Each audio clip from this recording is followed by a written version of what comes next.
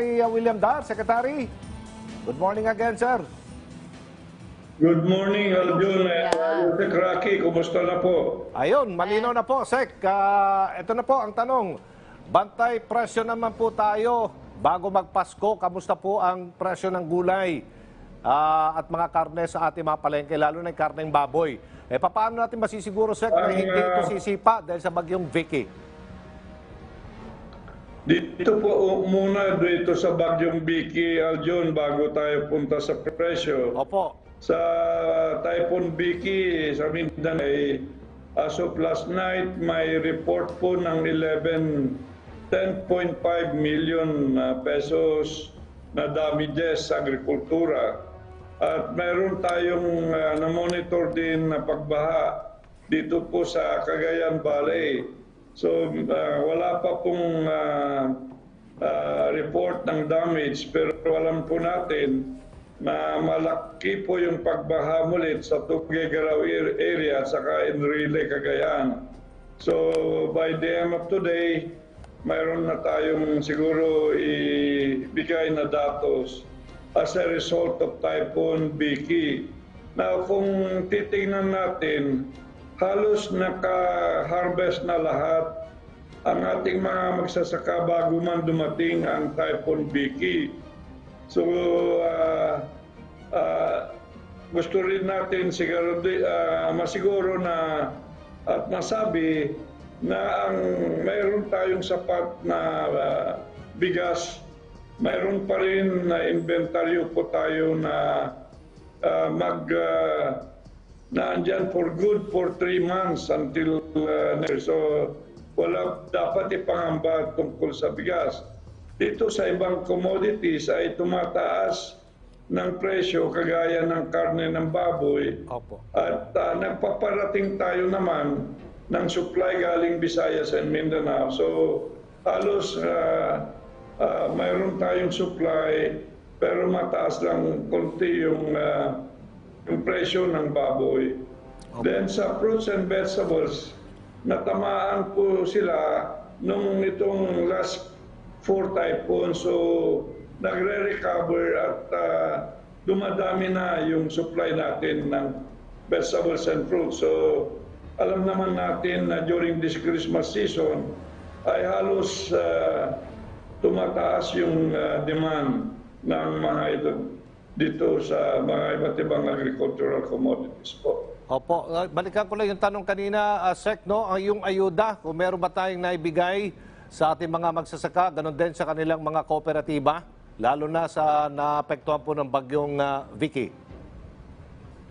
Yan, dito sa Typhoon Vicky, handa na po kami na mamigay ng mga buto at kung ano yung kinakailangan para makarecover at makatanim ulit sila. Mayroon din kaming inahanda yung indemnification ng mga agricultural damages doon sa mga naka-register at nagpa-enroll doon sa Philippine Crop Insurance System. So ito yung mga we are now preparing all this para within the reasonable period ay makarecover agad sila. Now, we also have the third parties expanded SureAid loan assistance naman ito, 25,000, zero interest payable in 10 years. So ito po yung tatlong pwede natin ibigay agad-agad sa mga magsasaka. Opo. Ano naman po ang mga programang inilalatag ng Department of Agriculture sa susunod na taon, Secretary, para sa rehabilitation ng agriculture assets na nawala o naapektuhan ng mga nagdaang kalamidad po? Tama po, marami tayong nakalatag na itong mga banner programs gaya ng rice production, mas pataasin pa ang target natin. Ganon din sa vegetables and fruits production, yung restocking ng hog industry gawa ng African swine fever doon sa mga areas na pwede nang mag-umpisa ulit. At sa fisheries din, pinapaigting po natin ang aquaculture. So malaki po yung ayuda in terms of agricultural inputs na binibigay po natin dito sa dry season production para makarecover po tayo at mas mataas yung food sufficiency level. Yun palagi ang bottom line. Itaas po natin ang productivity levels. At the same time, yung kita din ng mga magsasaka. At the end of the day, we are looking at higher levels of food sufficiency. Tuloy-tuloy din ang pagsisikap ng Department of Agriculture, SEC, no, para palakasin ang food security sa bansa.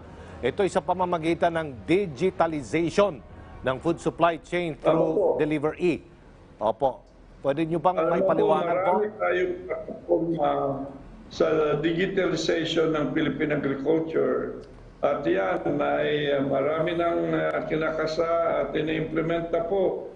At gusto ko rin banggitin, Aljo and Yusek Rocky, mayroon report ng Philippine Statistics Authority na ang rice production dito sa fourth quarter ay lalago or mag-increase ng 0.6% in spite of the successive typhoons na bumisita sa atin.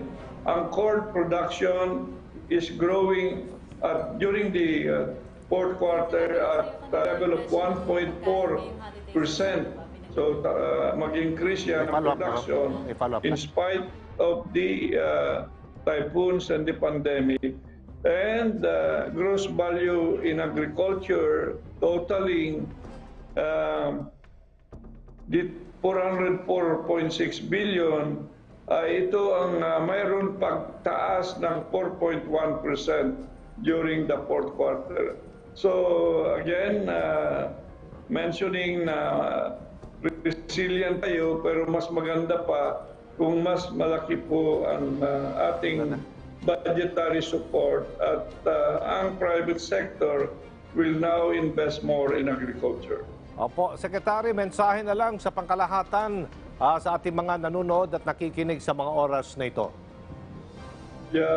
Gusto kong magpasalamat sa ating Diyos at saka yung inspiration na binibigay ng ating mahal na Pangulo, Pangulong Rodrigo Roa Duterte. Bagamat mayroon tayong COVID-19 pandemic, ay tumataas pa rin, lumalago pa rin ang sektor ng agrikultura. Ang ating mga magsasaka at mangingisda ay talagang nagsusumikap para maitaas po natin yung antas o level ng pagkain natin. We would like to ensure food security for every Filipino, and let's hope na mas maganda po ang paglago mulit ng sektor ng agrikultura dito po sa 2021. So huwag tayo mawalan ng pag-asa at tayo po ay mag-plant po tayong lahat. Marami pong salamat, Merry Christmas, and Happy New Year to everyone. Merry Christmas po, Secretary Dar. Maraming salamat, Secretary William Dar ng Department of Agriculture. Mabuhay po kayo, mag-ingat po kayo, sir.